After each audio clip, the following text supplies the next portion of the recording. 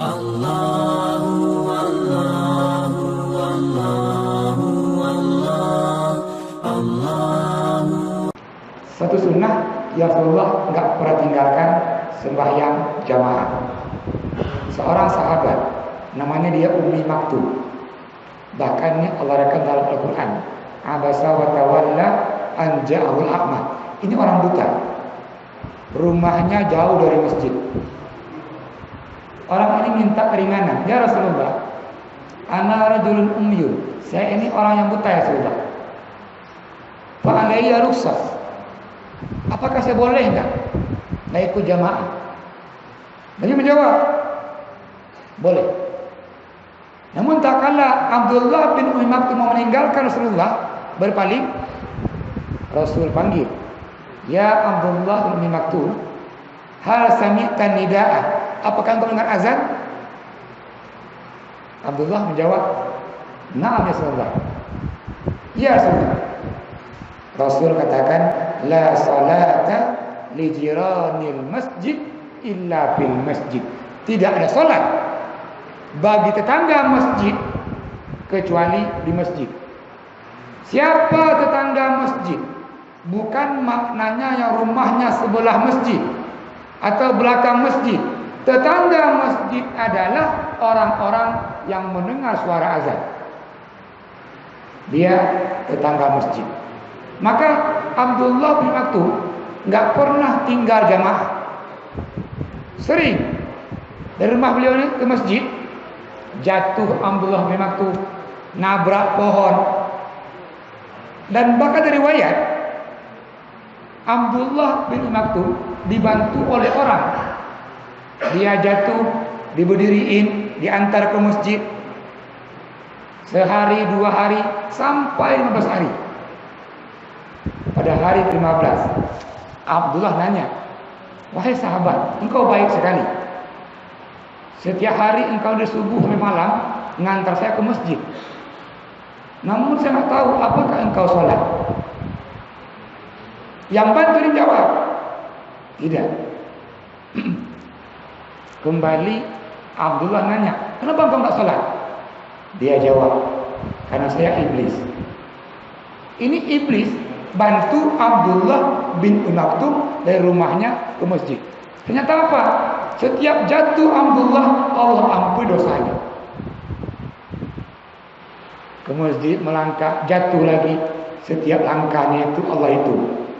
Maka semakin jauh langkahnya ke masjid ini, semakin banyak dosanya yang gugur. Maka seorang sahabat Sya'ban namanya. Ini Sya'ban ini tinggal jauh dari Masjid Nabawi. Namun Sya'ban nggak pernah tinggal jamaah. Bahkan Sya'ban hadir ke masjid 1 jam sebelum dimulai sholat. Bertahun-tahun demikian.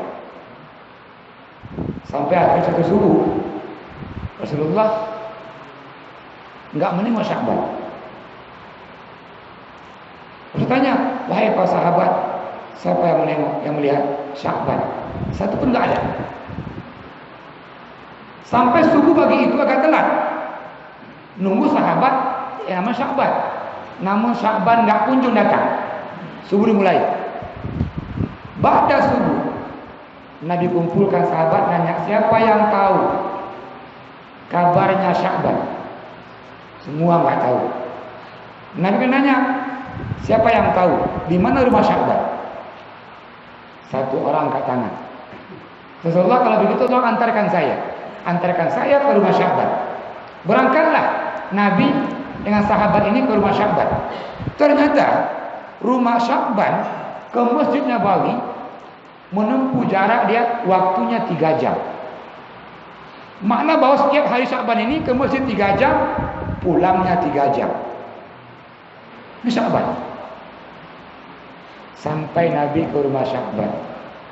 Nabi tanya, apakah betul ini rumah Sya'ban? Istri Sya'ban menjawab, betul ya Rasulullah, saya istrinya. Mana Sya'ban? Kenapa Sya'ban hari ini nggak ikut jemaah subuh? Istrinya menjawab, ya Rasulullah, Sya'ban meninggal tadi malam. Makanya Sya'ban nggak ikut jamaah subuh. Sya'ban nggak jamaah karena meninggal dunia. Kita karena kedai kopi, lagi makan mie, lagi main poli, dan TV. Ini Sya'ban nggak ikut jamaah meninggal dunia. Kata istrinya, ya Rasulullah, sebelum Sya'ban meninggal, dia berteriak 3 kali, ya Rasulullah. Kami nggak paham apa yang dia katakan. Rasul nanya, memang Sya'ban bilang apa?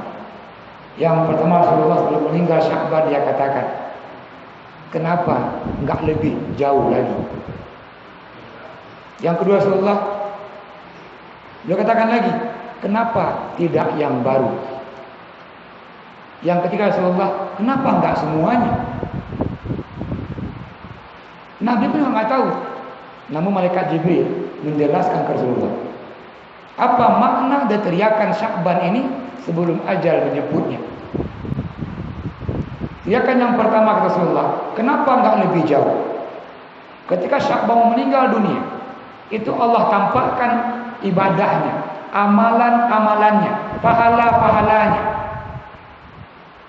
Ini flashback. Dia punya video, diulang kembali videonya.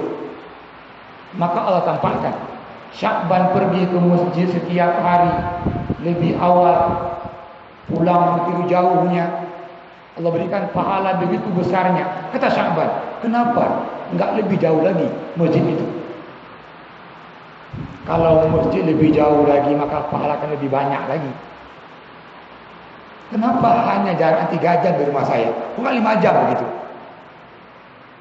Kita hari ini enggak perlu 1 jam.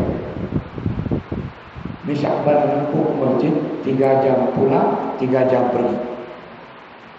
Yang kedua Rasulullah, kenapa enggak yang baru? Suatu subuh Sya'ban keluar ke masjid.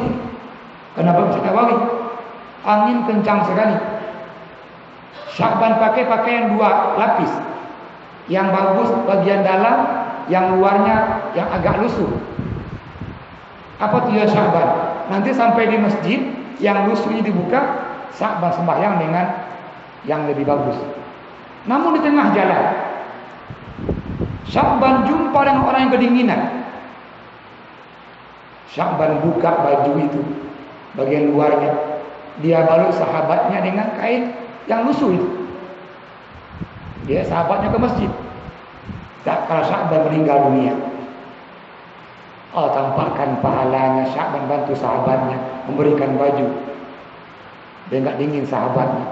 Kata Sya'ban, kenapa enggak yang baru saya berikan? Kalau yang baru, maka pahalanya lebih banyak lagi.